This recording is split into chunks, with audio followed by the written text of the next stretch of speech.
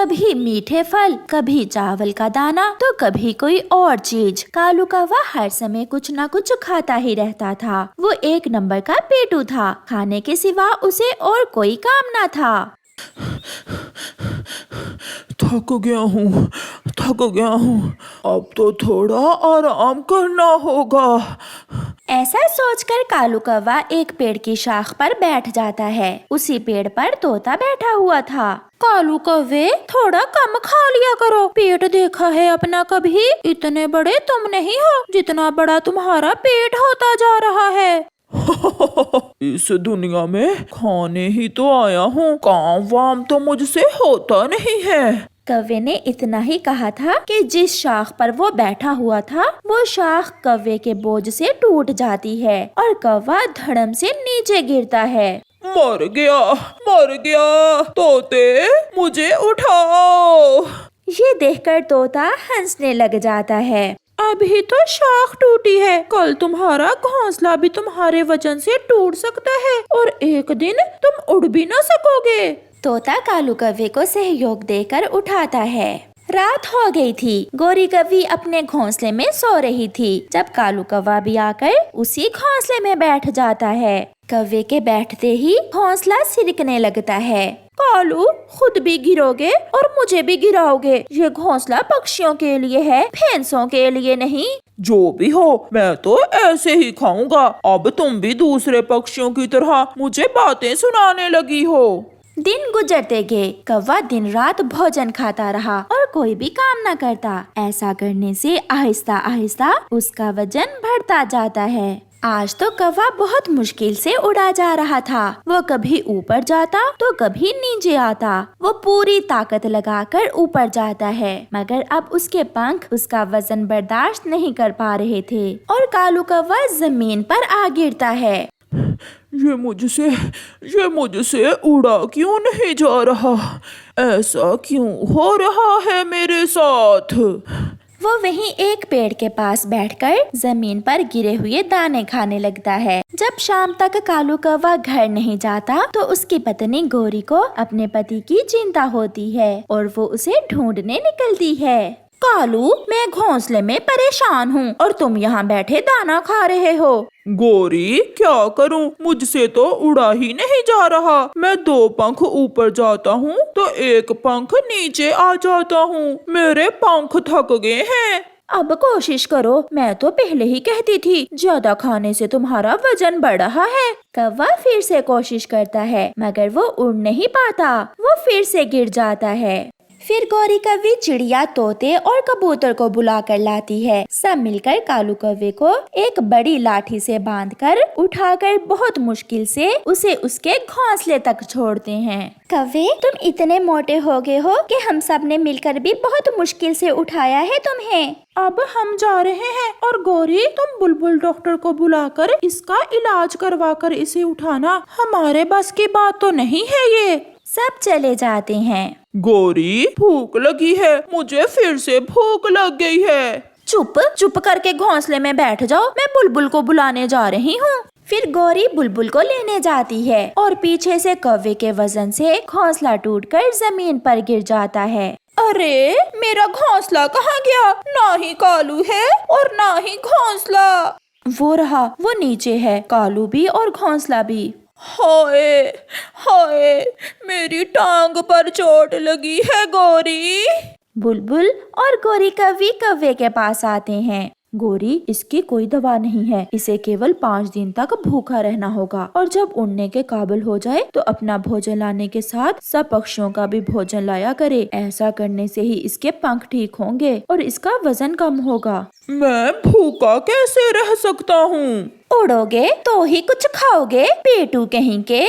फिर गौरी ऐसा ही करती है। 5 दिन गुजर जाते हैं और गौरी उसे कुछ भी खाने को नहीं देती। 5 दिन बाद कालू कौवे का पेट थोड़ा छोटा होता है। गौरी, आज फिर से उड़कर देखता हूँ। ऐसा कहते हुए कालू कौवा उड़ने की कोशिश करता है। 2-4 बार कोशिश करने के बाद कालू उड़ने लगता है और ऊपर एक पेड़ पर बैठ जाता है। आज से तुम सारे पक्षियों के लिए भोजन लाया करोगे, क्योंकि बुलबुल दी ने बताया था कि एक्सरसाइज से ही तुम्हारा वजन कम होगा और पंख मजबूत होंगे। फिर उस दिन के बाद कालू कौवा कम खाने लगता है। वो सारा सारा दिन उड़ता और अपने दूसरे दोस्तों के लिए भी भोजन लेकर आता। ऐसा करने से कालू पूरी तरह ठीक हो जाता है और अब वो अच्छे से उड़ने भी लगा था। प्यारे दोस्तों, हमेशा कम खाओ। ज्यादा खाना खाना फायदेमंद नहीं बल्कि नुकसानदेह है। आपका धन्यवाद। गुड़िया की माँ कल से बीमार थी, इसलिए उनके पास घर में खाने को कुछ भी नहीं था।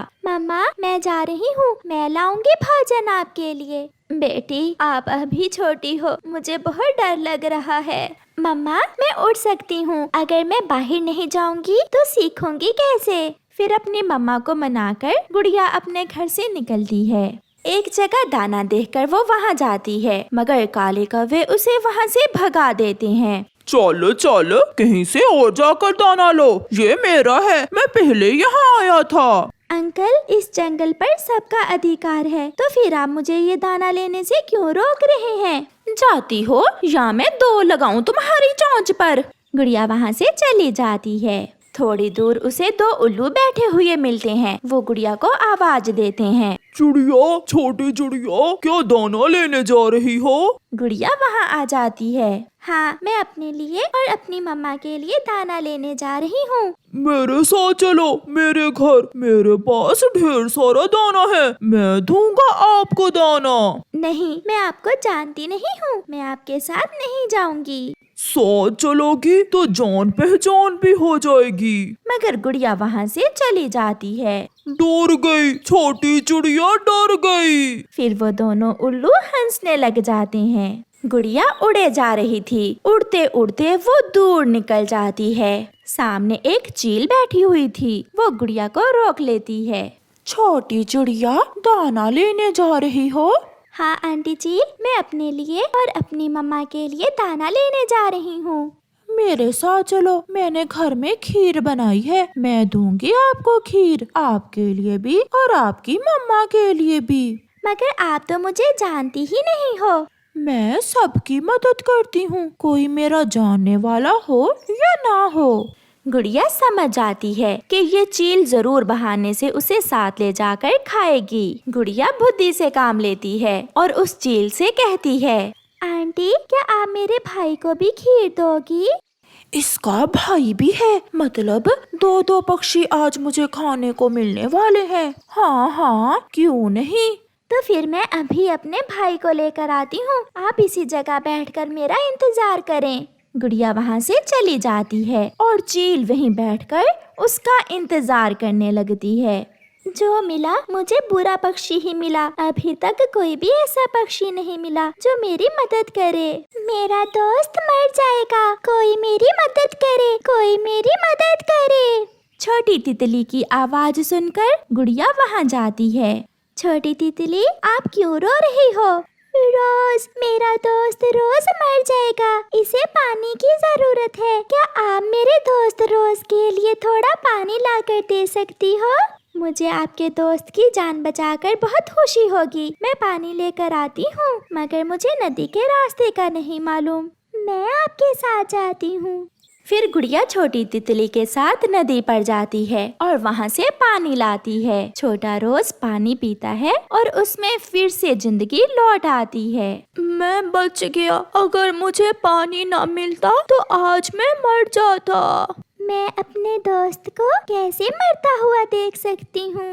ये चिड़िया कौन है मेरी दोस्त? ये गुड़िया है, इसी ने पानी लाने में मेरी मदद की है। अब मुझे जाना होगा, क्योंकि मुझे अपने लिए और अपनी मम्मा के लिए भोजन लेकर जाना होगा। मेरे घर के पास एक फलदार पेड़ है, आप मेरे साथ आकर उस पेड़ से फल ले सकती हैं। ये सुनकर गुड़िया बहुत खुश होती है और वो छोटी तितली के साथ जाती है। पहाड़ों की दूसरी तरफ की वादी में तितली का बहुत सुंदर सा घर था, जिसके पास एक पेड़ था जिस पर ढेर सारे लाल रंग के फल लगे हुए थे।